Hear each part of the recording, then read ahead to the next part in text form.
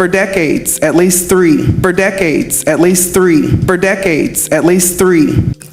Good evening, Tiana Batiste Waddell, 330 Colfax Avenue, South Bend, Indiana. For decades, at least three, MTSS practices and intervention systems have existed in public education, previously referred to as RTI, Response to Intervention, and PBIS, Positive Behavioral Interventions and Supports. This is not new work. This is not new work. This is not new work. Researchers, state education departments, and organizations like the American Institutes for Research help popularize MTSS, multi-tiered systems of supports, as a framework combining RTI and PBIS approaches. In fact, this very board explicitly reviewed these practices back in 2018. Reviewed these practices back in 2018.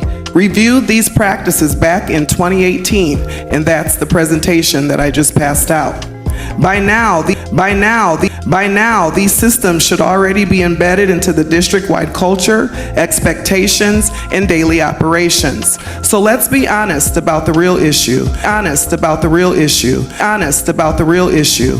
And this is also in regards to our guests that we just had earlier, referencing that restorative justice didn't work. This is why it doesn't work. The problem is not the framework itself. The problem is lack of implementation, accountability, and monitoring. The problem is lack of implementation, accountability, and monitoring. The problem is lack of implementation, accountability, and monitoring for fidelity. The framework means nothing if it is inconsistently applied, poorly monitored, or treated like a document instead of a living system. A system, not a document, but it's the way we do our work, designed to support children. Students suffer when intervention systems exist only on paper and not executed with urgency, consistency, and oversight. Staff become frustrated when expectations are unclear or unsupported. Families lose trust when they continuously hear the language of support but fail to see meaningful outcomes. Which brings me to the critical question: what exactly is the responsibility of student services leadership in ensuring these systems are implemented with fidelity district-wide?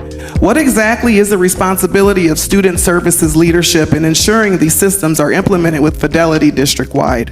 What exactly is the responsibility of student services leadership in ensuring these systems are implemented with fidelity district-wide? Because oversight of implementation is not optional work. It is the work. And MTSS should never be optional based on whether a building principal decides to implement it or not. If this district already knew in 2018 what needed to happen, why are we still acting as though these concerns are new, or pretending these systems were not mandated through the oversight of the United States Department of Education, Office for Civil Rights, due to the district's ongoing failure, to fully resolve issues connected to the consent decree?